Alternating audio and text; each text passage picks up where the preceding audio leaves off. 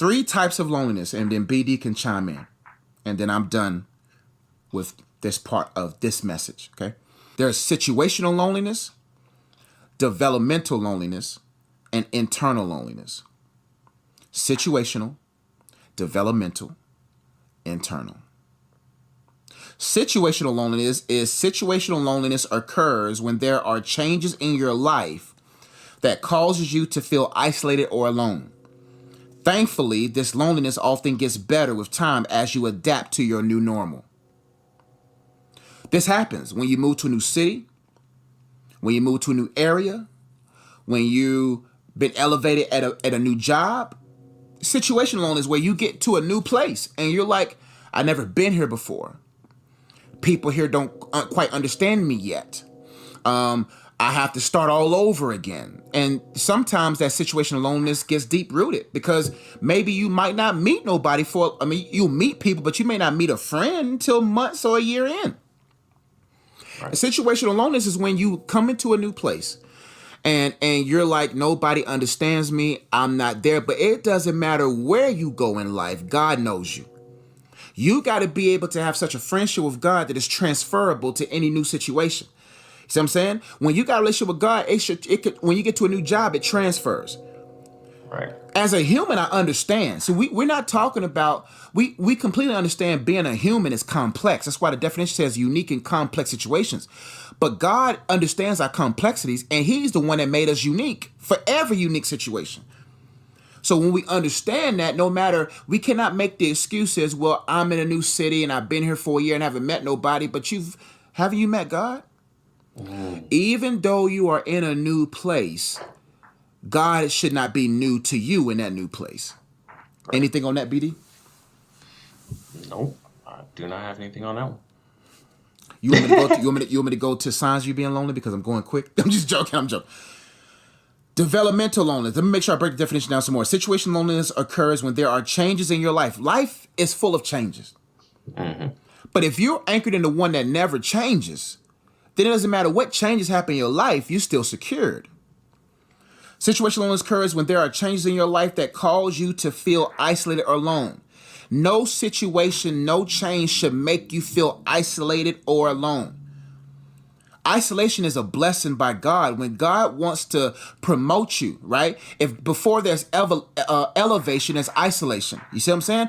God draws you to himself because when you always in the pool of other people's thoughts and you are in the think tank of your peers, then sometimes you'll never find yourself. You'll just be a byproduct of your peer group. But when you're isolated with God, God is trying to bring you to himself so that you can understand yourself within him. So that no matter where you go in life, you maintain your identity in him. Thankfully, though, this loneliness often gets better with time as you adapt to your new normal.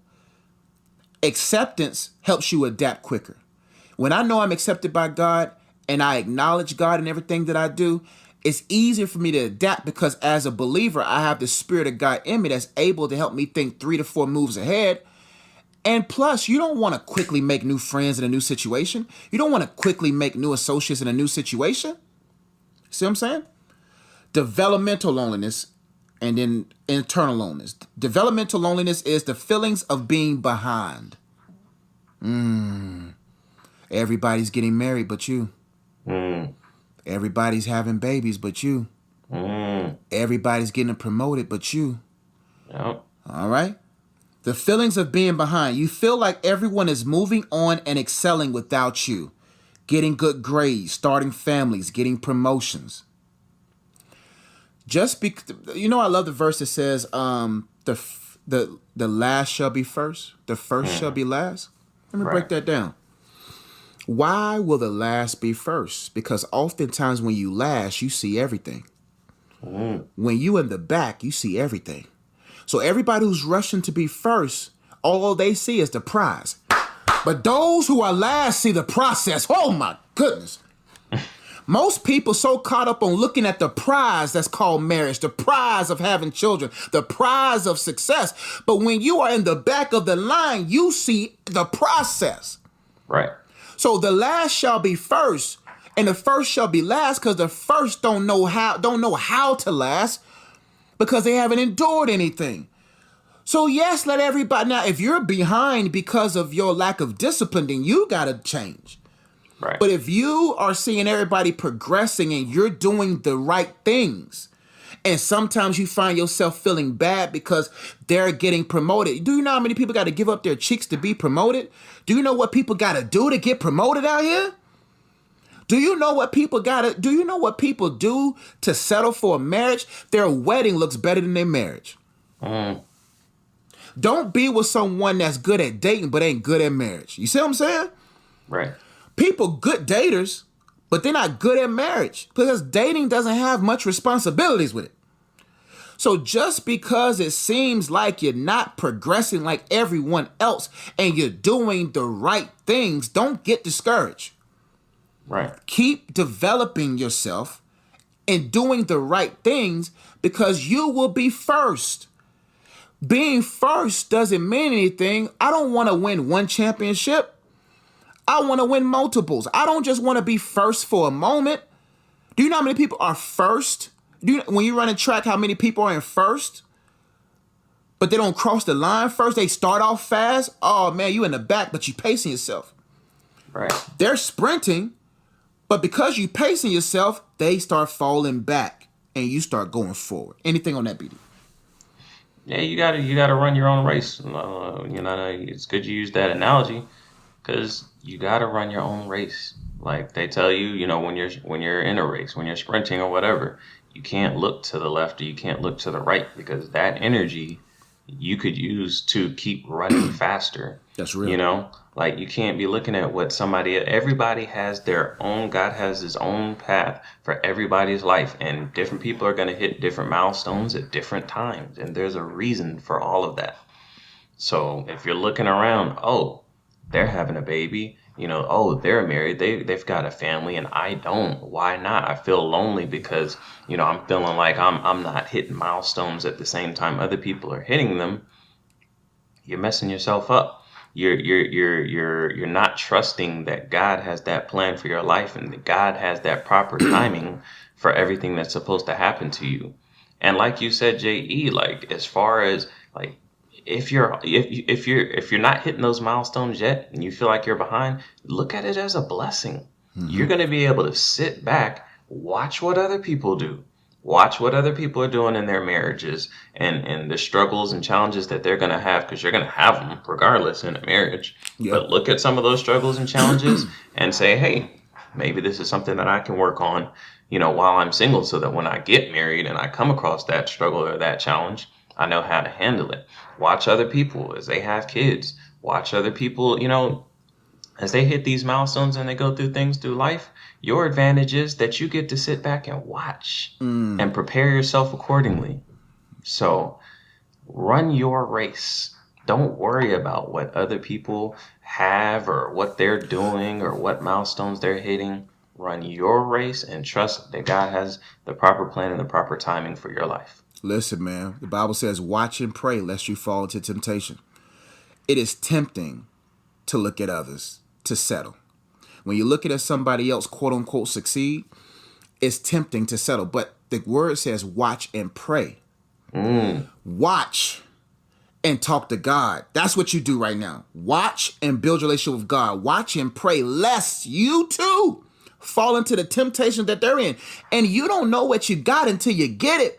Oh man, I had some thoughts about marriage that I threw in the trash can when I got married.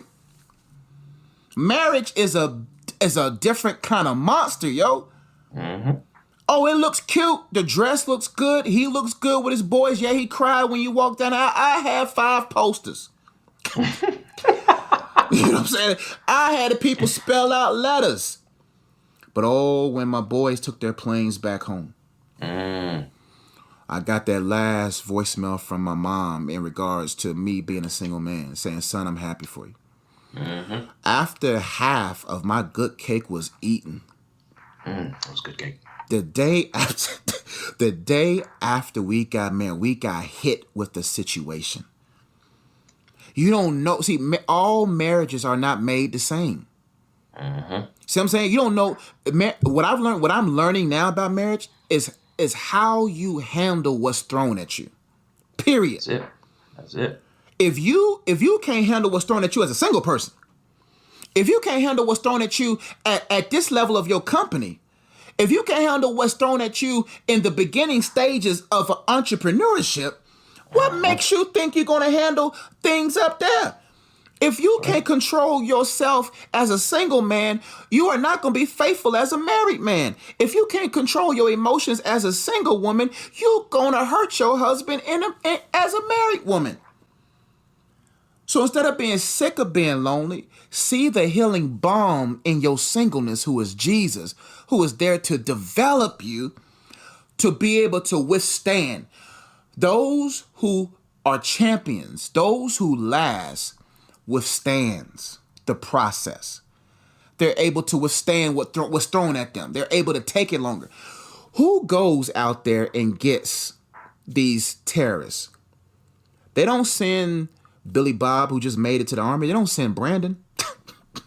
they send them elite people who've been in the ocean and had to swim back on their own.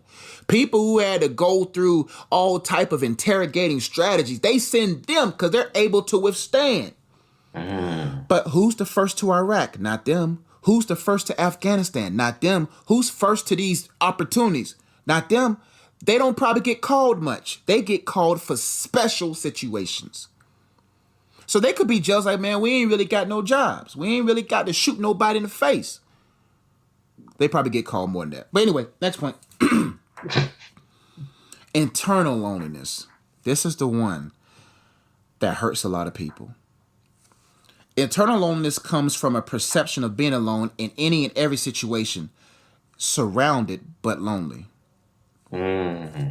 Internal loneliness bursts from a lack of identity. When you know who you are, you're never alone. You know why? Because you're surrounded by God and you're surrounded by your purpose. Man, I'm never alone. You know why? Because I can always grab a notebook and start working on my next book.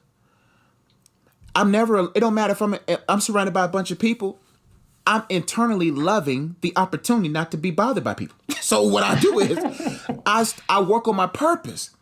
Right. Because people don't have a clear understanding of their identity, they suffer from internal loneliness, and they could be surrounded by people that love them, but because they're lonely in their mind, that perception, that worldview warps them. Right. There's people there that love you. Some people, you got good people around you. But because you don't know yourself and you don't love yourself, you got to forgive yourself, forgive other people. You got to get that toxicity out of you and let the loving God in. He's at the door knocking. Open the door. He's not a Jehovah's Witness.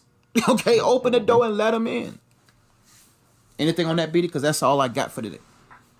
Yeah, that internal loneliness is, I think, probably one that affects the most people, I would say, out of these three. Yeah. Because I think a lot of times people can, like you said, have people around you that love you, have family members, have a wife, have, children around you that love you, but your heart and your mind is in the wrong place. You're searching for the wrong things. So while you have all this love around you, all these people around you, you're unsatisfied. You're feeling lonely because you're longing for more money or a promotion at your job. That's right. You're struggling with lust, and so you're looking for love on the internet, looking at the wrong things. Your mindset and your heart is perverted, and you're surrounded by people that love you. You have a wife that loves you, but you're searching for love elsewhere. You have family that love you, but you're focused on, trying to advance.